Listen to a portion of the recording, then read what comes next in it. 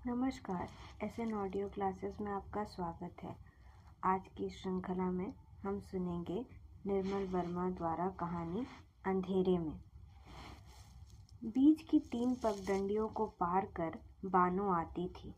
आते ही पूछती थी, कुछ पता चला? मेरा मन झूठ बोलने के लिए मचल उठता। सोचता था, कह दूं, हाँ पता चल गया, हम दिल्ली जा रहे हैं।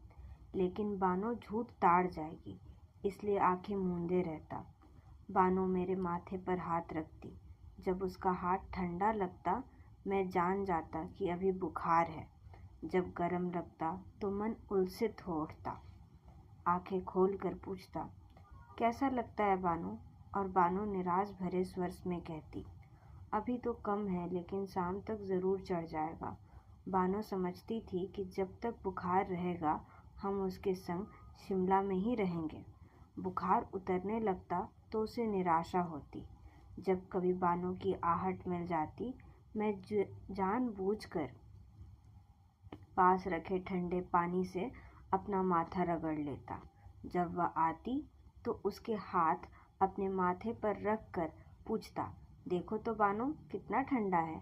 मानो गुमसुम सी खिड़की पर खड़ी बाहर देखती रहती। खिड़की के बाहर नीले जंगल हैं, ऊंची ऊंची पहाड़ियां हैं, पेड़ों के घने झुरमुट हैं। जब हवा का झोंका पर्दे को डुलाता हुआ भीतर आता है, दूर दिगंत की एक स्वप्निल सी खुशबू कमरे में बिखर जाती है। इन पहाड़ों के पीछे दिल्ली है ना बानो?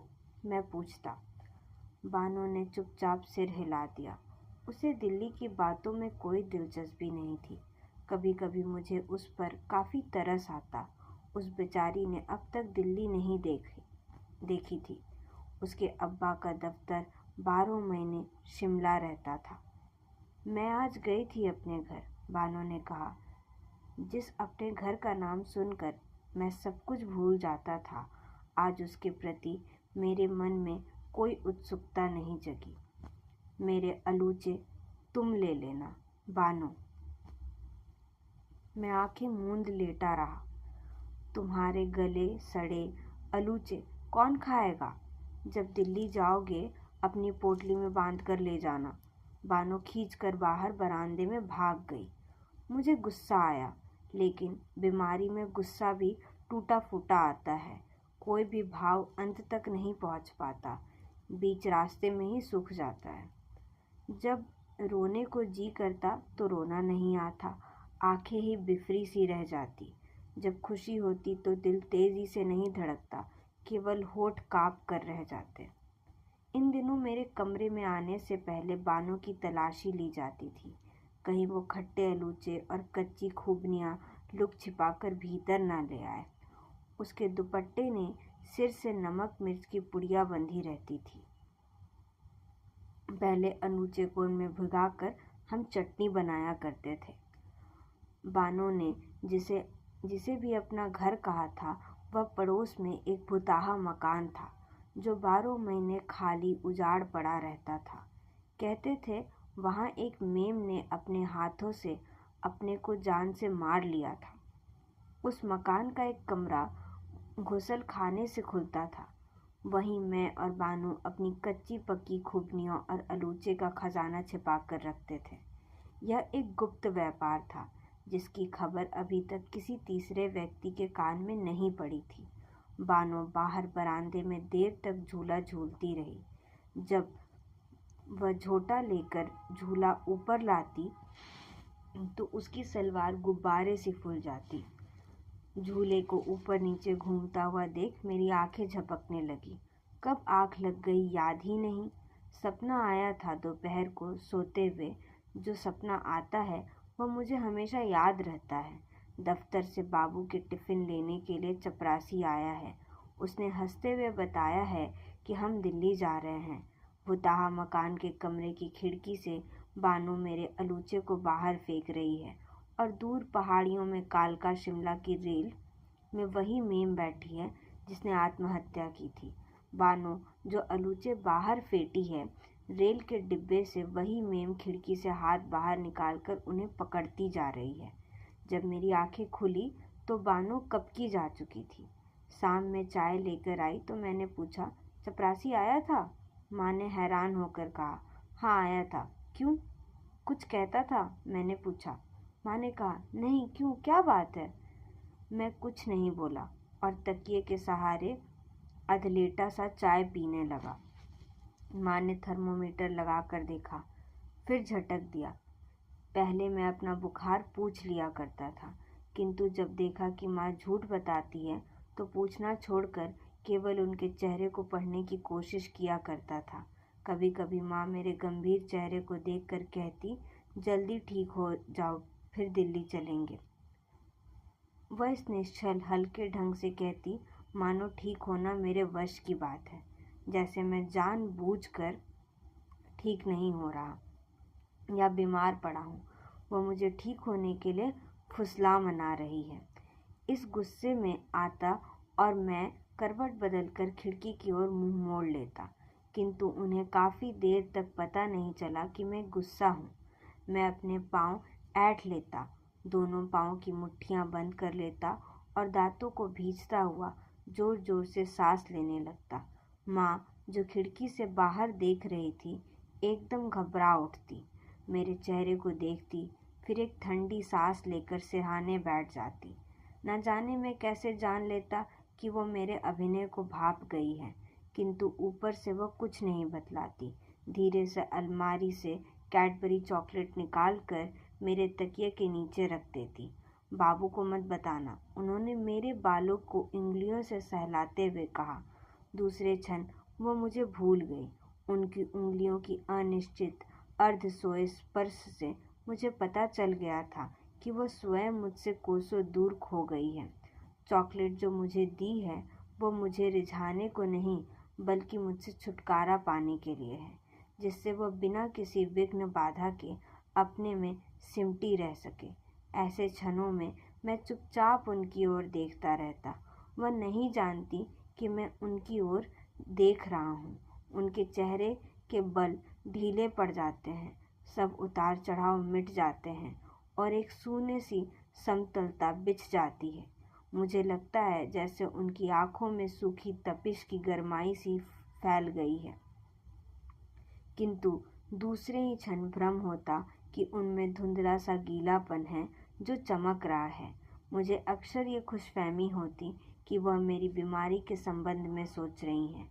हालांकि भीतर ही भीतर मुझे मालूम था कि ऐसे क्षणों में उनके ख्यालों से मेरा दूर दूर तक का वास्ता नहीं है। जब मैंने धीरे से उनके हाथ पर अपना हाथ रख दिया, वो एकदम हड़बड़ा कर चौंक गई। मुझे लगा जैसे मैं उन्हें ज़बरदस्ती कहीं बहुत दूर से खींच लाया हूँ।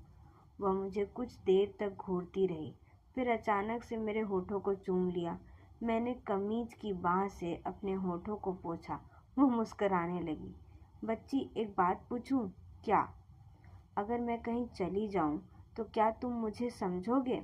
माँ अपलक एकटक मुझे देख रही है। क्या मैं भी तुम्हारे संग चलूँगा? ना। उन्होंने सिर डुलाया। बाबू के संग जाओगी? फिर? मैं विस्मित सा उनकी ओर देखता रहा। वह हंसने लगी और मेरे संग पलंग पर लेट गई।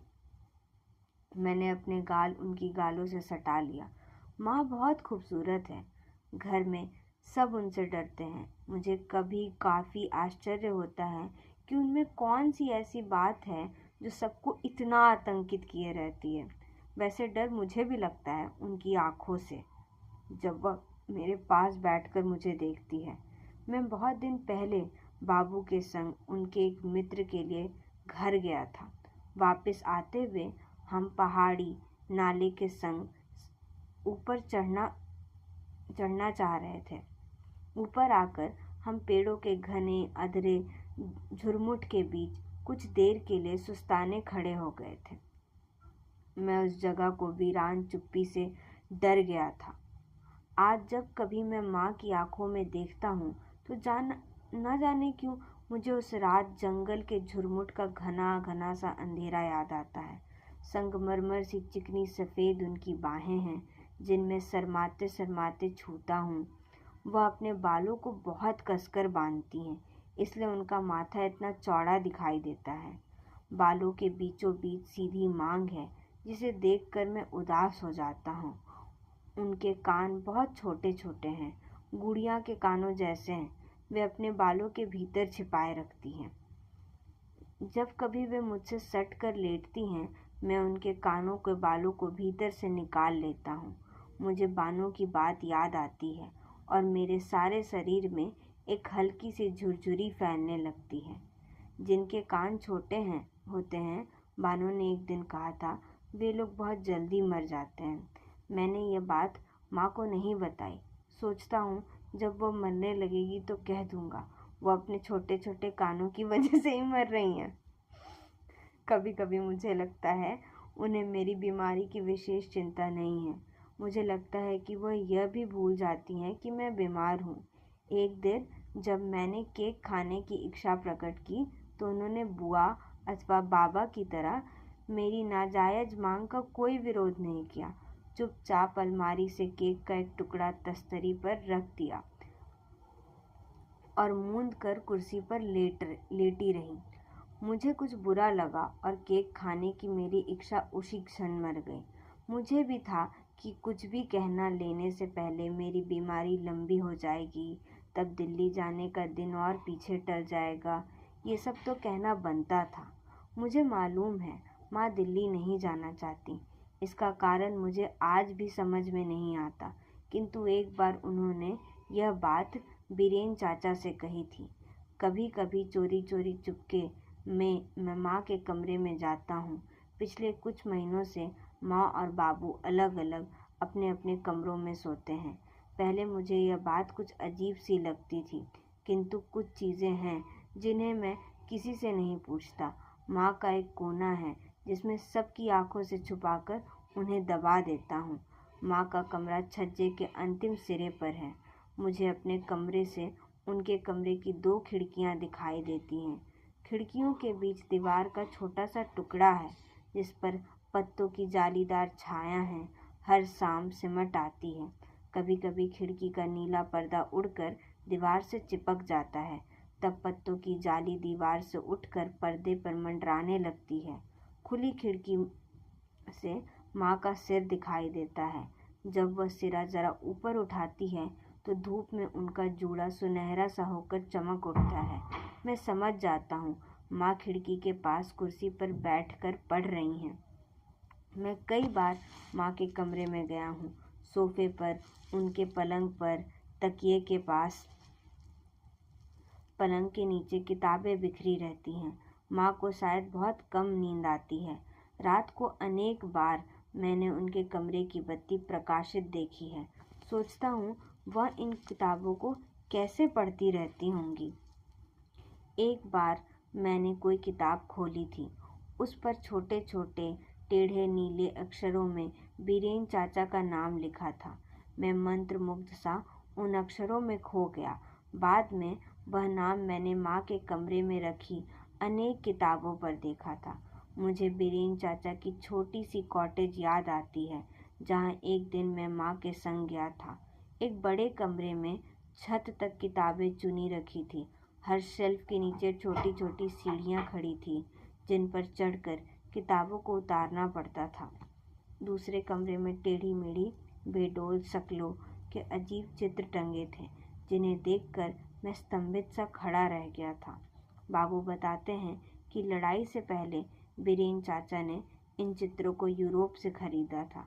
मुझे बीरेन चाचा पर कभी अचंभा होता है, कभी दया आती है। वो 12 महीने सर्दी गर्मी इस निर्जन अकेले मकान में कैसे रह पाते होंगे। बाबू के मित्रों में शायद बीरेन चाचा का स्थान सबसे अलग है। बाबू केवल उनके संग मेरे कमरे में चाय पीते हैं। उनके अन्य मित्र बाहर बैठकर चाय पीते हैं। जब वह आते हैं उस शाम मुझे जल्दी सोने के लिए मजबूर नहीं किया जाता। देर तक मेरे कमरे में बातचीत होती है, इसलिए ये रातें मुझे बेहद सुखद महसूस होती हैं। एक शाम बीरेन चाचा जब हमारे घर आए तो उनकी वेशभूषा देखकर उन्हें एकदम नहीं पहचाना जा सका। घुटनों तक लंबे बूट, कंधे पर खाकी थैला, दूसरे पर कैमरा और सिर पर सोलर हैट। इस पोशाक में उनकी छोटी सी दाढ़ी बड़ी बेमेल और कृत्रिम लग रही थी। पैंट की दोनों जेबों में किताबें ठूस रखी थी। वह मेरे पलंग के पास आए और मुझसे हाथ मिलाया। वह मुझे ऐसे पेश आते थे जैसे मैं बीमार हूँ ही नहीं, ना कभी मेरी तबीयत ही पूछते थे। माँ पास की कुर्सी पर बैठी बुन रही थी। एक बार उन्होंने बीरेन चाचा को देखा और फिर सिर झुका लिया। उन्होंने बताया कि वह एक रात के लिए कुफरी जा रहे हैं, रेस्ट हाउस में ही ठहरेंगे और अगले दिन शाम तक वापस लौट आएंगे। कहते हैं रेस्ट हाउस का चौकीदार बड़ा काबिल आदमी है। वह पिछले 30 साल से कुफरी में रह रहा है। उसे शायद कुफरी के बारे में बहुत सी चीज़ें मालूम हैं, ऐसा बीरेन चाचा ने कहा था। माँ के चेहरे पर हल्की सी मुस्कान सिमट आई, मानो उनकी आंखों में बीरेन चाचा की बात रत्ती भर मूल्य नहीं रखती। इस तरह के इंटरव्यू तुमने कितने बरसों से ले रहे हो? माँ ने आंखें झुकाए बुनते हुए कहा। ओह, तुम्हें विश्वास नहीं होता, लेकिन तुम्हें मेरे नोट्स देखने चाहिए। बीरेन चाचा ने नीली आंखें चमक उठी। वह जब कभी अपनी किताब शिमला का इतिहास का जिक्र छेड़ते, माँ ऐसे ही हंसती थी। कभी कभी इस किताब के सिलसिले में खोज करते हुए अजीब चीज़ें मिल जाती हैं। कैसी चीज़ें बीरेन चाचा? मैं बीरेन चाचा की किताब के बारे में काफ़ी उत्सुक था। मुझे मालूम है उसने काफ़ी प्रसन्नता होती है। एक बहुत पुरानी फ़ोटो मिली थी, किसी अंग्रेज ने ले ली होगी। क्या था फ़ोटो में? इस बार माँ की आंखें सलाइयों से ऊपर उठ जाती हैं। रेस कोर्स की भीड़ दिखाई गई है। बहुत से लोग भीड़ में खो गए हैं, लेकिन अंग्रेजी लड़की का चेहरा बिल्कुल साफ दिखता है। वह पवेलियन के पास छाता लिए खड़ी है, जबकि और सब लोग आंखें भागते हुए घोड़ों पर जमी हैं। वह गहरी उत्सुक आंखों से पीछे की ओर देख रही है। उसका इस तरह पीछे मुड़कर देखना मुझे काफ़ी अजीब सा लगा। बीरेन चाचा अचानक चुप हो गए। माँ के हाथों की सलाइयाँ चलती चलती ठहर गईं। फोटो के नीचे लिखा था एनेंडेल शिमला 1903। 50 साल गुजर गए और वह वैसे ही छाता लिए पीछे मुड़कर देख रही है। बीरेन चाचा धीरे से हंसने लगे, मानो उन्हें अपनी बात काफ़ी बेतुकी सी जान पड़ी। माँ गुमसुम थी, उनकी ओर देख रही थी और मुझे आश्चर्य होता है कि बीरेन चाचा कभी कभी इस प्रकार की अर्थहीन सी बातें क्यों करते हैं। कभी कभी मैं सोचता हूँ कि लोगों की अपेक्षा शहरों की कहानी लिखना बहुत कठिन है। मेरे पास शिमला के बारे में इतने पुराने फ़ोटो नोट्स, किताबें, टूरिस्ट के यात्रा लेख जमा हैं, किंतु मुझे लगता है कि मैं किताब शायद कभी नहीं लिख पाऊँगा। क्यों? माँ ने पूछा। हर शहर अपने में हमेशा इतना चुप हो जाता है। बीरेन चाचा उठ खड़े हुए। धीरे से उन्होंने मेरा माथा छुआ। रास्ते में डॉक्टर मिले थे, कहते थे 2-4 दिनों में तुम घूमने फिरने लगोगे। उन्होंने तनिक झुककर मुझसे कहा, जरा बैठ जाओ, देखूं तुम्हारा फ़ोटो कैसा आता है। उन्होंने अपने कंधे से कैमरा उतार लिया। मेरी फ़ोटो लेने के बाद वह अपनी छड़ी उठाकर जाने लगे। कब वापस लौटेंगे? माँ ने पहली बार सीधे उनकी ओर देखा। शायद कल शाम तक, कुछ देर के लिए आऊँगा। बीरेन चाचा जब माँ की ओर देखते हैं तो उनकी आंखें चौंधिया सी जाती हैं। वह अपना मुंह दूसरी ओर मोड़ लेते हैं। बीरेन चाचा, मैं बुरी तरह शर्मा रहा हूँ। क्या बच्ची? उन्होंने आश्चर्य से मेरी ओर देखा। एक फ़ोटो मैं खींचूंगा। बीरेन चाचा ने मुस्कुराकर कैमरा मेरे हाथ में थमा दिया। मैं माँ की ओर देखता रहा। नहीं बच्ची, मेरी नहीं। माँ एकदम झुंझला सी उठी। सिर्फ तुम नहीं, बीरेन चाचा भी रहेंगे, मैंने कहा। बीरेन चाचा का चेहरा क्षण भर के लिए मलान सा हो उठा। वह माँ की ओर देखते हैं। माँ ने इस बार विरोध नहीं किया। वह कुर्सी से उठ खड़ी हुई। बच्ची, तुम बहुत जिद्दी हो, उन्होंने कहा। बीरेन चाचा, तुम जंगल के पास खड़े हो जाओ, वहाँ धूप आ रही है, और माँ तुम इधर दाईं तरफ। मैं पलंग से उतरकर दीवार के सहारे खड़ा हो गया। मेरा सिर चकरा रहा है, लेकिन फ़ोटो ठीक आती है। आज भी वो फ़ोटो मेरे पास है। कमरे में शाम का धुंधला सपन और कुछ चुपके से घिर आया। पता नहीं चला। बीरेन चाचा बहुत पहले जा चुके थे। माँ मेरे पलंग के पास कुर्सी पर बैठी है। जब से बीरेन चाचा गए हैं, तब से वह वैसे ही चुपचाप बिना हिले डुले उसी कुर्सी पर अधलेटी सी पड़ी है। मैं बत्ती नहीं जलाता हूँ। मुझे कमरे में अंधेरा सा धीरे धीरे आना अच्छा लगता है। मेरी आंखों के सामने बहुत दिन पहले ही एक शाम घूम जाती है, जब मैं बीमार नहीं पड़ा था। माँ उस शाम मुझे बीरेन चाचा के घर ले गई थी। हमें देखकर बीरेन चाचा हैरान से हो गए थे। फाटक खोलकर वह माँ के सामने ठिठक गए। पोनू तुम? एक क्षण के लिए वह खो से गए थे। पहली बार उन्होंने मेरे सामने मेरी माँ को उनके नाम से पुकारा था। उन्होंने मुंह से माँ का नाम सुनकर मुझे बहुत अजीब सा लगा था। माँ हंसने लगी और ना जाने क्यों माँ की वह हंसी अच्छी नहीं लगी। एक घुटा घुटा सा डर मेरे सामने समा गया। यूं ही सैर को निकले थे, सोचा तुमसे मिलते चले, माँ ने कहा। पहली बार माँ ने झूठ बोलते देखा था। बीरेन चाचा की नीली आंखों से हल्का सा विस्मय घिर आया। उन्होंने मेरी उंगली पकड़ी और चुपचाप कॉटेज के भीतर चले गए। वहीं मैंने पहली बार उनकी लाइब्रेरी देखी थी।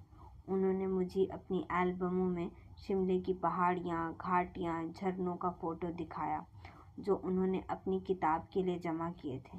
मेज़ पर ढेर सारी किताबों के पास हल्के रंग की शेड से ढका टेबल लैंप जल रहा था। उन्होंने जब 2 चॉकलेट मुझे दी तो मैं कुछ हैरान सा हो गया। उन्होंने हंसते हुए कहा, मेरे पास बहुत सी रखी हैं। बर्फ़ के दिनों में बाहर जाना नहीं होता, इसलिए जमा करके रखता हूँ। मैं क्षण भर उन्हें देखता रह जाता हूँ। बीरेन चाचा बाबू से कितने अलग हैं। उनमें वह तनाव, बोझिल गंभीरता अथवा भारीपन नहीं है जो मैं बाबू में देखता हूँ। हर चीज़ पर उनका स्पर्श एक स्निग्ध कोमलता के लिए रहता है। उनकी छोटी सी दाढ़ी के ऊपर जो आँखें हैं, उन्हें देखकर मुझे हमेशा लगता है जैसे वह धीमे धीमे कुछ कह रही हों। मानो जिस वस्तु पर वो टिक जाएंगी, वह उसे अपना सबर निखर जाएंगी। तुमने कभी बहुत पास से किसी पहाड़ी की चोटी पर बर्फ़ देखी है? उन्होंने मुझसे पूछा। मैंने सिर हिला दिया। वहाँ से बर्फ़ का रंग बिल्कुल नीला दिखता है। मैंने एक कलर्ड फ़ोटो लिया है। वह उस फ़ोटो को लाने के लिए दूसरे कमरे में चले गए। मैं मेज़ पर रखी एल्बमों को उलटने पलटने लगा। हर फ़ोटो में शिमला की कोई न कोई दृश्य, ग्लेन, जाकू, चैटविक फॉल, ये सब शामिल थे। मैंने इन सब स्थानों को आसानी से पहचान लिया। कुछ देर बाद जब बीरेन चाचा नहीं आए तो मैं ऊब गया। पास किताबों के शेल्फ पर एक छोटा सा एल्बम कोने में रखा था। मैंने उसे खोला और खोलते ही एक क्षण के लिए मुझे लगा कि यह चेहरा मैंने कहीं देखा है, किंतु दूसरे ही क्षण मेरी आंखें स्तब्ध सी स्थिर रह गई। फोटो माँ का था। क्या माँ कभी ऐसी थी? मेरे भीतर कहीं एक गहरा सा सांस उखड़ आया। वही चौड़ा सा माथा, किंतु उस पर छोटी सी बिंदी लगी थी, जो माँ अब नहीं लगाती। दोनों चोटियाँ कंधे के नीचे लटक रही थी। पूरे स्लीव का स्वेटर पहन रखा था और बालों के भीतर वही छोटे छोटे कान छिपे थे। सहसा मुझे आभास हुआ कि इस चेहरे में कुछ ऐसा है जिसका मुझसे कोई संबंध नहीं, बाबू से कोई संबंध नहीं। फोटो माँ का था, लेकिन उसमें माँ कहीं नहीं थी। अचानक मुझे बीरेन चाचा के पैरों की आहट सुनाई दी। न जाने मेरे भीतर क्या चोर छिपा था कि मैंने डर कर झटपट वह एल्बम किताबों में छुपा दिया।